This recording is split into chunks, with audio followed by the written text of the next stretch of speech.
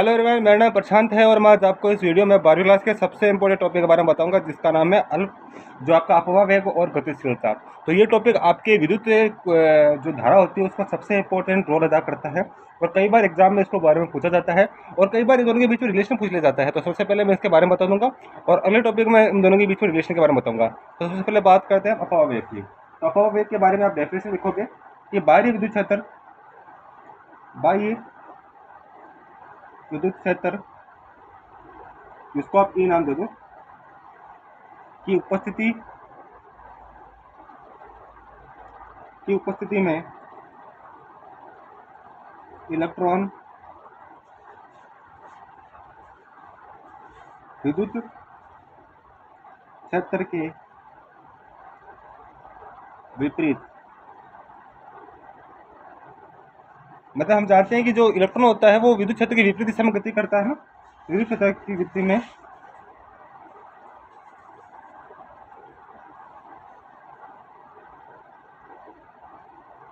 गति करते रहते हैं, उसे क्या कहते हैं? उसे आपका और वह इलेक्ट्रॉन जिस वेग से गति करता है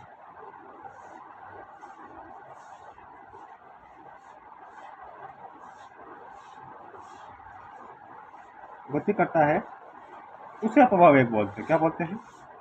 अपवाह वेग। ठीक है,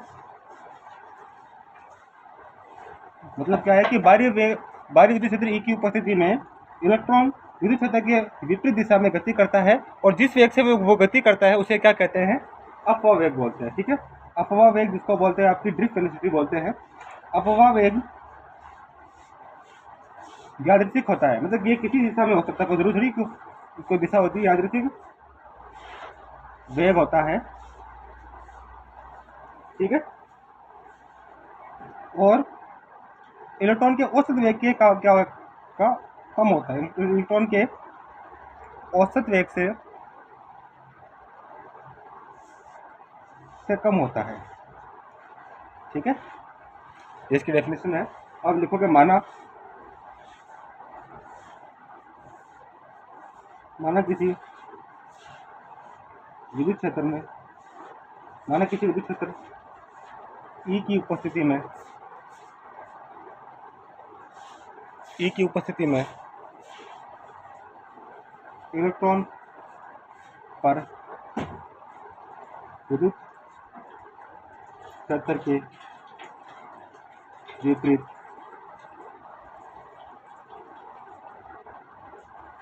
एक बाह्य बल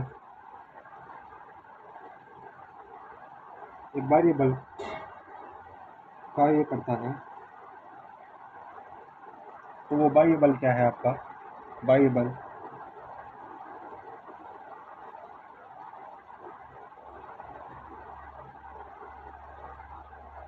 ठीक है, हम जानते हैं कि जो F होता है वो ma के बराबर होता है। ma बराबर, यहाँ से एक किलो निकालोगे आपका आ जाएगा P/N। ठीक है, इसको आप सदिश रूप में लिखोगे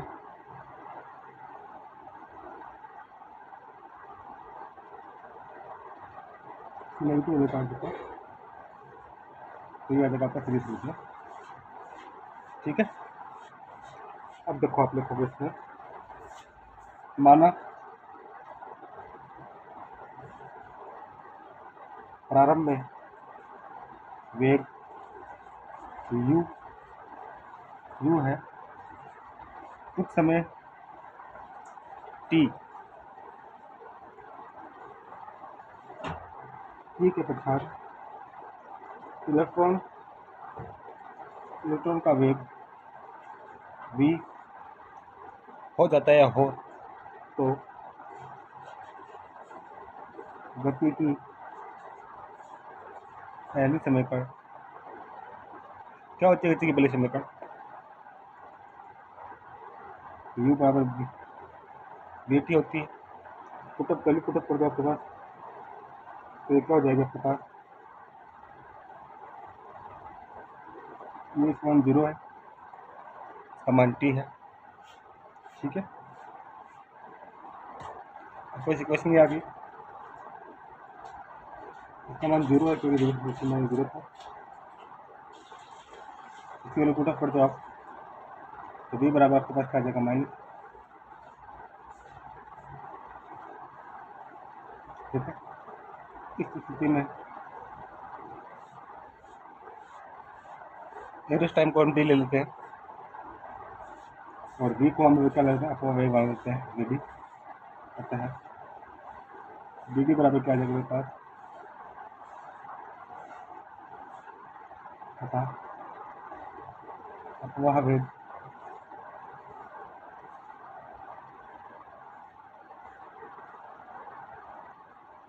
ठीक है, अपवाह वेग आपके पास क्या जाएगा, अरे व्यापक रूप से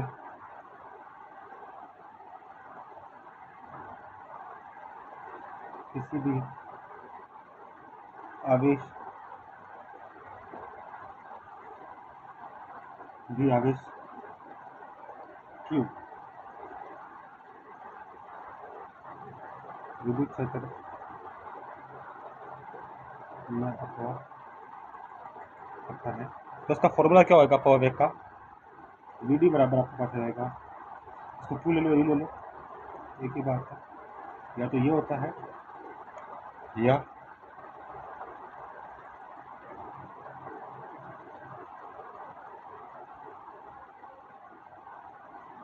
दोनों में से कौन से ले लो आप, ये ले लो चाहे ये ले लो, एक ही चीज़ होगी।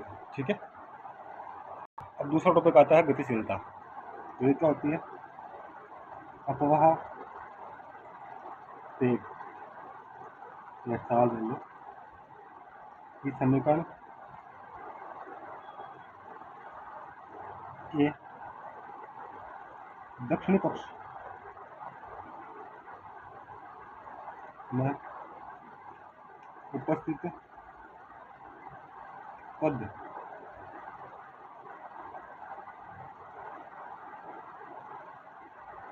ई तथा ई भी नियत है, एम भी नियत है ना, नियतांक है, तो आप इसको नियतांक को एक समीकरण मान लेते हैं। तो वी डी बराबर क्या लगेगा माइनस का ई, या इसको आप अगर सीधा लिखो, ठीक है, हाँ ये जो ये होता है उसको बोलते हैं गतिशीलता बोलते हैं।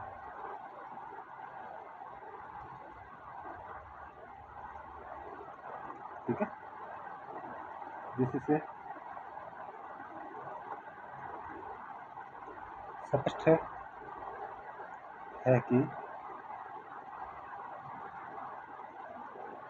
किसी धातु के लिए पीडी जो होता है समानुपाती होता है ई के अथवा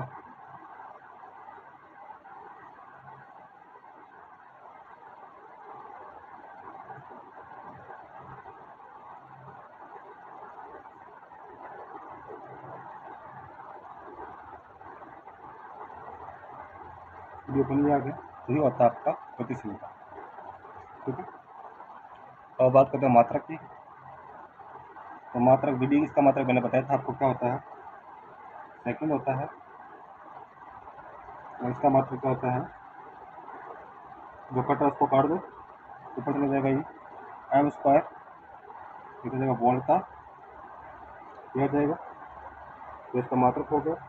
और इसी प्रकार आप इसकी बात करते हो दोनों के बीच में,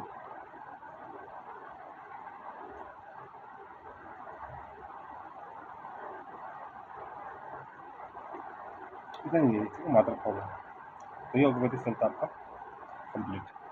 ठीक है, अब दूसरी बात करते हैं वर्गों रिलेशन की बात करते हैं। ठीक है, ठीक, यहाँ पर नोट की बात हुई थी वो, तो गतिशीलता हमेशा क्या होती है, धनात्मक होती है, गतिशीलता हमेशा धनात्मक होती है। ठीक है बच्चों, तो ये बात आप ले लीजिए।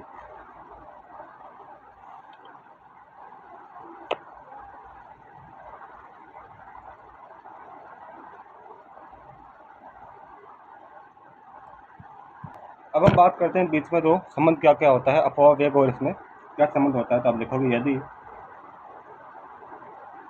चालक पर विद्युत क्षेत्र आरोपित है तो मुक्त इलेक्ट्रॉन क्षेत्र के विपरीत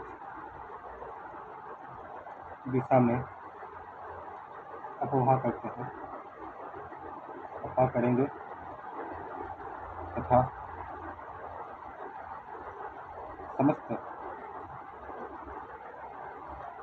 समस्त इलेक्ट्रॉन को समान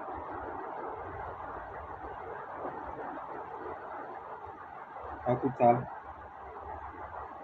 के गतिमान माना जाता है। ठीक है, तो आप लिखोगे जैसे ये आपका कुछ अलग लेते हैं, इसमें आपका जो लंबाई है ये 5 मान लेते हैं, लंबाई ये है। इसमें जो आपका इलेक्ट्रिक फील्ड है वो ई इलेक्ट्रिक फील्ड है, और इसमें आपका n इलेक्ट्रॉन है, इसमें ये पॉजिटिव है जो इसमें चल रहा है आपका। ठीक है, ये इसका है आपका क्षेत्रफल, उसका वो आपका लिखोगे Q बराबर क्या होता है आपका n इसमें इलेक्ट्रॉन है, A बराबर उनका उसका क्षेत्रफल है, T इसकी लंबाई है और E इसमें इलेक्ट्रॉन है। ठीक है, एक बार क्वेश्चन लिख देता हूँ।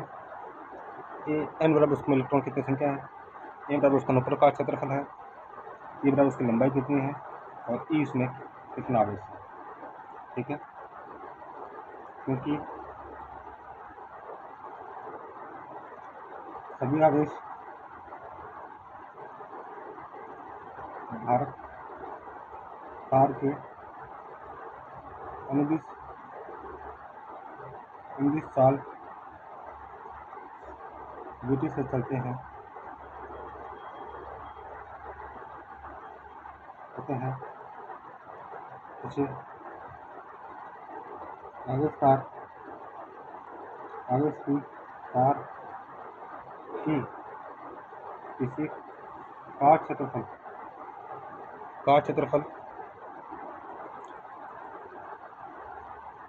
से गुजरने में लगा समय क्या हो जाएगा, गुजरने में लगा समय क्या हो जाएगा होगा, यदि परिभाषा से हम कार्य क्षेत्रफल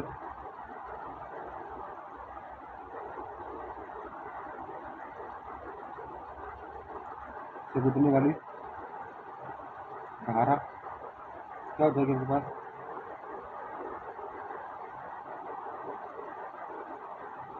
फटाफट कर दो, क्योंकि वजह आपके पास क्या है,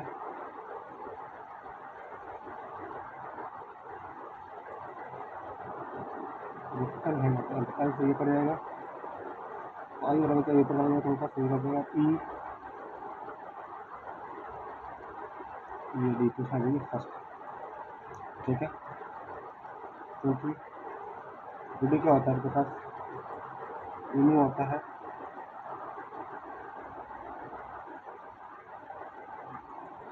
तो ये क्या हो जाएगी वैल्यू आप लिखो, डी पड़ा है आपके पास, ई डी है।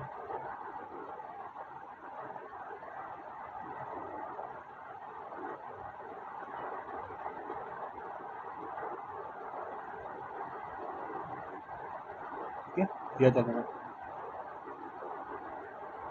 तो ये होता है इसके बीच में धारा घनत्व और इसके बीच में संबंध। ठीक है, इसका प्रश्न यदि समीकरण एक से एन ई बी यदि आपके कांस्टेंट है, मतलब नियत है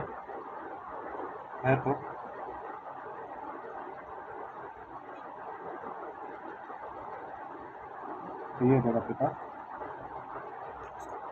ठीक है बच्चों, अब इसका एक लास्ट टॉपिक है, वो भी काफ़ी इंपॉर्टेंट है, तो इसके बारे में डिस्कस करते हैं। अब इसका लास्ट टॉपिक है वो है आपका कि अपव्यय वेग और विभवांतर में क्या संबंध होता है। तो आप लिखोगे इलेक्ट्रॉन का अपवाह वेग,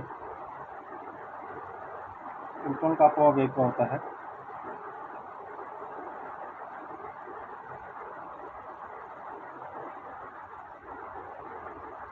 चालक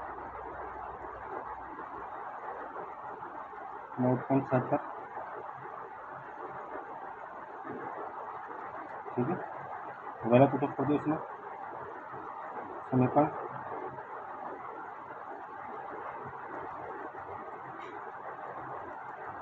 में मान रखने पर क्या हो जाएगा आपके पास, मान रखने पर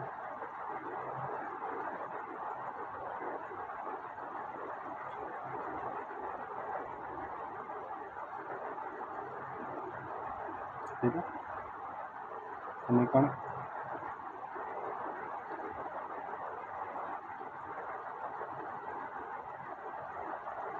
से स्पष्ट है कि v जैसे बढ़ता है वैसे वैसे इसका विभवांतर बढ़ता है, तो ये सॉल्यूशन का क्या संबंध होता है।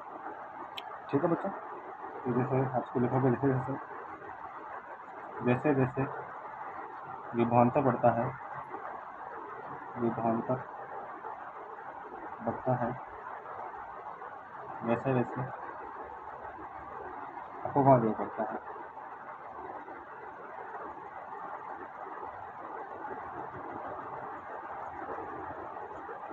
तो ये होता है आपका टॉपिक बच्चों। कोई वीडियो समझ में वापस खुद पूछ लेना, मैं आपको बता दूँगा। अगला टॉपिक आएगा आप इसमें ओम का नियम और उसका प्रूफ। ठीक है बच्चों, धन्यवाद।